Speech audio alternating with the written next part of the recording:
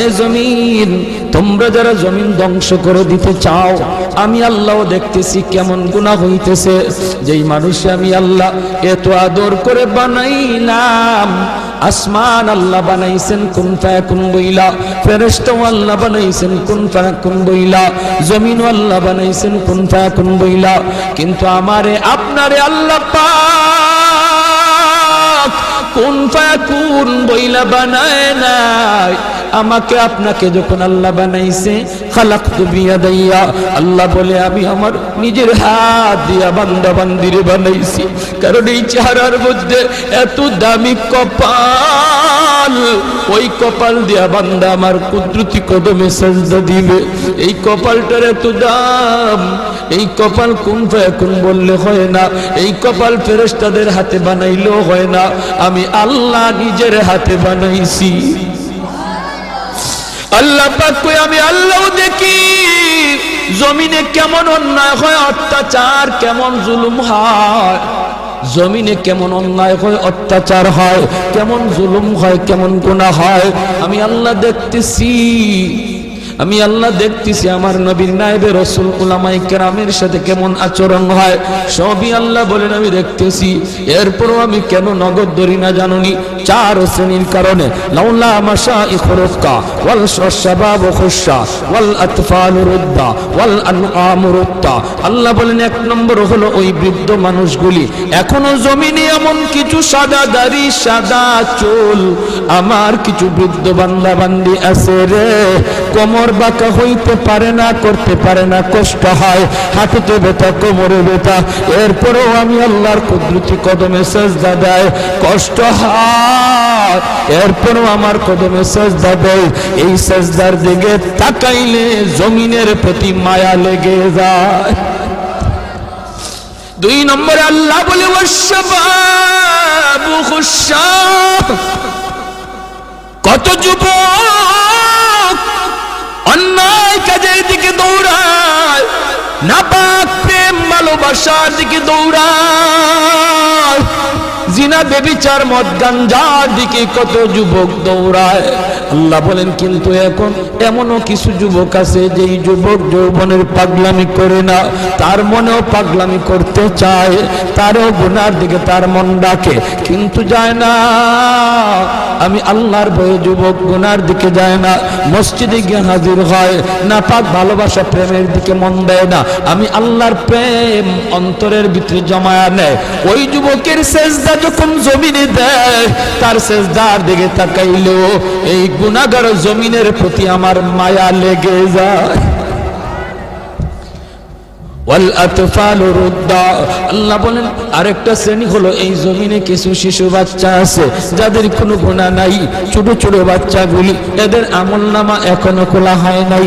যদি জমিনে আমি গজব দেই, গুনাহগারের সাথে শিশু বাচ্চাগুলি তারাও এই গজবের শিকার হয়ে যায়, অথচ এই ঘরের বাবা দায়ী, এই ঘরের মা দায়ী, গুনার জন্য মা দায়ী, বাবা দায়ী, তাদের কারণে গজব আইছে, বাচ্চাটার কোনো দোষ নাই। গজবের কারণে বাবা যেমন গজবে পড়ে, মা যেমন পড়ে, বাচ্চাটাও গজবে পড়ে যায়। তার কান্নার দিকে তাকাইলে আমি আল্লাহ এই জমিনের প্রতি মায়া লেগে যায়। 4 নম্বর ওয়াল আনআম রুত্তা, আল্লাহ বলেন 4 নম্বর হলো জানুনি আরেক দল হলো দুনিয়ার ভিতরে কিছু পশু পাখি আছে, পশু পাখি আছে এদের কোনো গুনাহ নাই, আযাব গজব, আসমানি গজব, জমিনি গজব যদি জমিনে আসে, মানুষের সাথে জীব জানোয়ারগুলিও গজবের শিকার হয়ে যায়, হাঁস মুরগিরাও গজবের শিকার হয়ে যায়, গরু ছাগলগুলা তারাও গজবের মধ্যে পড়ে যায়, অথচ এদের কোনো অন্যায় নাই, ওদের কোনো গুনাহ নাই, এদের দিকে তাকাইলেও জমিনের প্রতি মায়া লাগে। আল্লাহ কো জানুনি রে জমিন, জানুনি রে ফেরেশতারা, যদি এই 4 শ্রেণী জমিনে না থাকতো, যেই হারে জমিনের মধ্যে গুনাহ চলছে, যদি এই 4 শ্রেণী না থাকতো তাহলে আমি কি করতাম? লা জানতুস সামা হাদিদা, আমি আল্লাহ আসমানকে লোহা বানায় দিতাম, ওয়াল আরদা খাফসাফা, জমিনকে আমি তামা বানায় দিতাম, জমিনকে আমি আল্লাহ তামা বানায় দিতাম, লাজালতুস সামাআ হাদিদা ওয়াল আরদা খাফসাফা ওয়াত তুরাবা রামাদা ওয়ামা আনজালতু মিনাস সামাই কাতরা এক ফোঁটা রহমতের বৃষ্টি আমি জমিনে দিতাম না। ওয়ামা আম্বাতু মিনাল আরদি নাবাতা, একটা শস্যের দানাও আমি জমিনে উৎপাদন হতে দিতাম না। বরং বাল আনজালতু আলাইকুমুল আযাবা সাব্বা, ভরপুর করোনা একটা যাবে আরেকটা আসবে, একটা যাবে আরেকটা আসবে, ভাইরাস একটা যাবে আরেকটা আসবে। আল্লাহ যেটা দিতে পারে এর চেয়ে বড়টাও দিতে পারেনি না পারে না। করোনা যেমন শক্তিশালী, এর চেয়ে আরো পাওয়ারফুল শক্তি নিয়ে মহামারী আল্লাহ দিতে পারে। আল্লাহ কই যদি এই চার শ্রেণী জমিনে না থাকতো, আমি আল্লাহ পরপর শুধু জমিনের মধ্যে গজব দিতাম। এই চার শ্রেণীর মধ্যে প্রথম দুই দল বৃদ্ধ মানুষ যারা এখনো আল্লাহর কদমে সেজদা দেয়। দুই নম্বর ওই যুবক যৌবনে যে আল্লাহর কদমে সেজদা দেয়। ও ভাইয়েরা বন্ধুরা, জন্য বলি যুবক যৌবনকালে ইবাদত করলে সহজে আল্লাহর ওলি হইয়া যায়। এই গেল তিন দল। চার নাম্বার দল হলো ওই অভাবী মানুষ, গরিব মানুষ। সমাজে যারা গরিব, সমাজে যারা গরিব অভাবী, তাদের জন্য আল্লাহর ওলি হওয়া সহজ। জোরে কন্যা সুবহানাল্লাহ। কেন? কারণ কি? কারণ হলো চার নাম্বার না তো, দুইটা গেল, তিন নাম্বার হয়েছে না? তিন নাম্বার হয়েছে, এরপরে চার নাম্বার। তিন নাম্বার হলো মহিলা জাতি। মহিলা জাতি, মা বোনেরা, তাদের জন্য আল্লাহর ওলি হওয়া খুব সহজ। কেমনে? কারণ হলো মহিলাদের ডিউটি কম, আমল কম, এজন্য তাদের হিসাবও কম। নবী বলেন চার কাজের জিম্মাদার যে মহিলা হয়ে যাবে, যে মহিলা চারটা আমল ঠিকমতো হিসাব দিতে পারবে, সে আল্লাহর তৈরি যে কোনো জান্নাতে প্রবেশ করবে। আইয়ুমা ইমরাতিন ইযা সাল্লাত খামসাহা ওয়া সামাত শাহরাহা ওয়া হাসনাত ফারজাহা ওয়া আতাআত বালাহা। নবী বলেন এক নম্বর হলো সে যদি নামাজি হয়, দুই নম্বর হলো সে যদি রোজাদার হয়, তিন নম্বর হলো সে যদি স্বামীরে মান্না চলে, স্বামীরে মান্না চলে, স্বামীরে খুশি কইরা চলে, স্বামীর অবাধ্য না হয়, স্বামীর অবাধ্য না হয়, চার নম্বর হলো সে যদি পর্দা ঠিকমতো করে। আল্লাহর নবী বলেন জানুনি সে জান্নাতের যে কোনো দরজা দিয়ে ঢুকবে, কেউ উত্তরে বাধা দিবে না। যেরকম সুবহানাল্লাহ। এজন্য মহিলারা, মা বোনদের জন্য আল্লাহর ওলি হওয়া খুব সহজ। যেই মহিলা এই চারটা কাজ ঠিক মতো করে, তার কাছ থেকে দোয়া নিবেন, তার কাছ থেকে দোয়া নিবেন, মায়ের কাছ থেকে দোয়া নেন, মেয়েটার কাছ থেকে দোয়া নেন, স্ত্রীর কাছ থেকে দোয়া নেন। কারণ মহিলাদের দোয়া পুরুষের চেয়ে আগে কবুল হয়। মায়ার নবী বলেন আমি সফরে বের হলেই আমার কলিজার টুকরা মেয়ে ফাতেমার কাছ থেকে, বিবিদের কাছ থেকে দোয়া নিয়ে বের হতো। ঘর থেকে বের হতে বাবা মেয়েটার কাছ থেকে দোয়া নেও, মাথায় হাত বুলাইয়া আদর করে আব্বু দোয়া করে আব্বু যাইতেছি। মেয়ের কাছ থেকে দোয়া নেও, মেয়ে বাবার জন্য দোয়া করবে, স্ত্রী স্বামীর জন্য দোয়া করবে, মা সন্তানের জন্য দোয়া করবে। আল্লাহ পাক রব্বুল আলামিন সামনের সমস্ত বিপদ আপদ থেকে আল্লাহ তার হেফাজত করবে। ঘরে ঢুইকাও মেয়েটার কাছে আগে যান। ছেলের নবীজিও সফর থেকে ফিরে আইসো, নবীজি খাতুনে জান্নাত ফাতেমা রাদিয়াল্লাহু তাআলা আনহা, নবীজির কলিজার টুকরা মেয়ে, তার কাছে আগে দেখা করতেন, মেয়ের সাথে আগে দেখা করতেন, মেয়ের কাছ থেকে দোয়া নিতেন, আবার সফর থেকে আইয়াও মেয়ের সাথে আগে দেখা করতেন। জোরে কন্যা সুবহানাল্লাহ। ভাইরা আমার, এজন্য বলতেছি মহিলাদের জন্য আল্লাহর ওলি হওয়া খুব সহজ, খুব সহজ। মহিলাদের জন্য সহজ। কেন?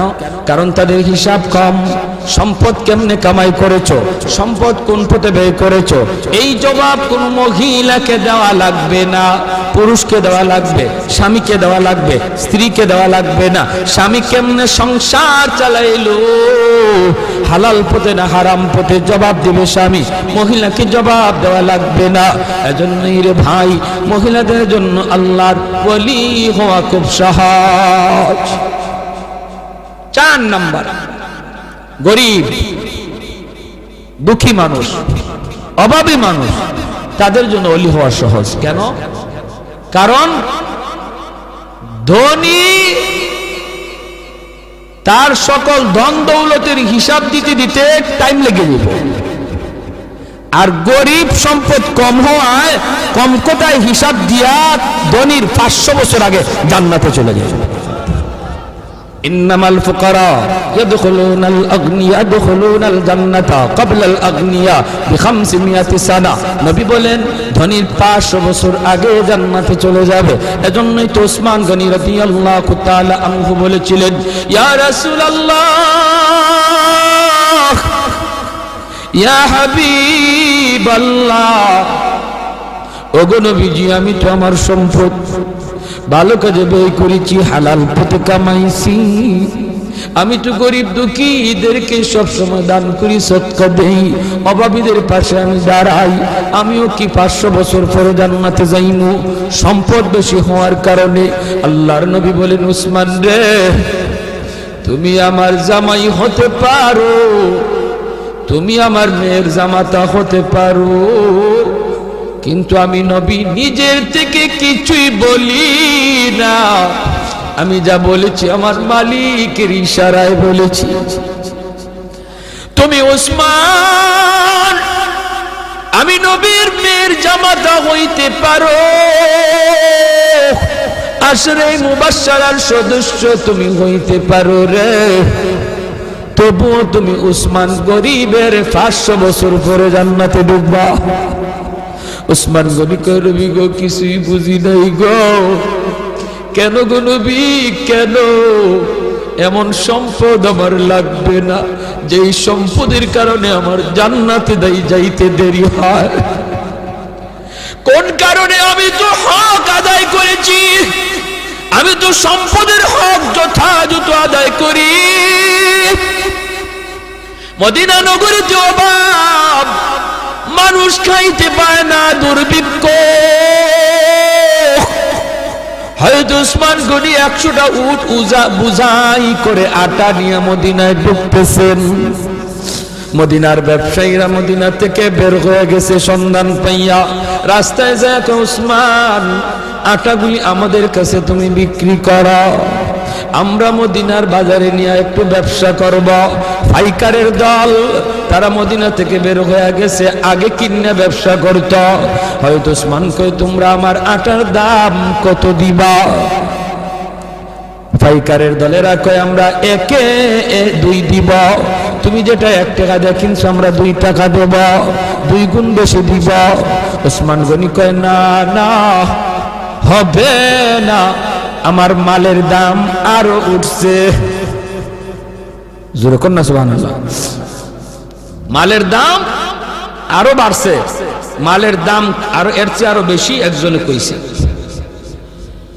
এমনি পাইকাররা কয়, ব্যবসায়ীরা কয়, উসমান নেও দিলাম 3 টাকা 3 গুণ। উসমান গনি কয়, আরো বেশি কইছে। কয় দিলাম উসমান 4 গুণ। উসমান গনি কয়, আরো বেশি দাম হইছে। পাইকাররা কয়, উসমান রে কাল থেকে নিয়ে আজ বিকাল পর্যন্ত একটা খেজুরের দানাও আমার পেটে পড়ে নাই। আল্লাহ নবীর চোখ থেকে দর দর করে পানি পড়ে নবী কাঁদবেন। মদিনার মসজিদে নববীর ভিতরে কান্নার রোল পড়ে গেল। এত বড় জলিলুল কদর সাহাবী আব্দুল্লাহ ইবনে মাসউদ রাইসুল ফুকাহাদের ভিতরে একজন। আল্লাহর নবী যখন কান্দেন সাহাবীরাও কান্দে। এবার নবী কো, ওরে উসমান একটু খেয়াল করে শোনো রে উসমান, তুমি একদিনের হিসাব দিতে 3 কথা বলা লাগছে, টাইমও লাগছে বেশি। আমার আব্দুল্লাহ 1 কথা জবাব দিয়ে দিছে, টাইমও লাগছে কম। হাসরের মাঠে মালিক বলবেন, বান্দা আয় আয়, যার যার জীবনের হিসাব দিয়ে যা রে। কে সম্পদ কেমনে কামাই করছো, কেমনে ব্যয় করছো, এই হিসাব না দিয়ে কেউ সামনে যেতে পারবে না। তখন ধনী যারা, তোমরা ধনীরা যখন সামনে দাঁড়াবে, সম্পদের হিসাব দিবে, সম্পদ ভালো পথে আয় করেছো, হালাল পথে আয় করেছো, হালাল পথে ব্যয় করেছো, কিন্তু দেওয়া লাগবে হিসাব। দিতে যায় তোমাদের সময় বেশি লাগবে, কারণ তোমাদের সম্পদ বেশি। আরেকদিকে দেখা যায় গরিব একজন পিছনে দাঁড়ায় রয়েছে, আল্লাহ পাকের কুদরতি নজর ওই গরিবটার দিকে যায় পড়বো। আল্লাহ তখন বলবে, বান্দারে তুই বাইপাস হিসাব দেওয়ার জন্য চইলা আয়, ওর সম্পদ বেশি, সময় লাগবে, তোর সম্পদ কম, কম কথায় জবাব দিয়া জান্নাতে চলে যা। আর একটু জোরে কোন সুবহানাল্লাহ। এজন্য যার সম্পদ কম, তার হিসাবও কম, তার টাইমও কম। আল্লাহ নবী কয়, ইন্নামাল ফুকারা ইয়াদখুলুনাল জান্নাতা ক্বাবলাল আগনিয়া বি500 সানা।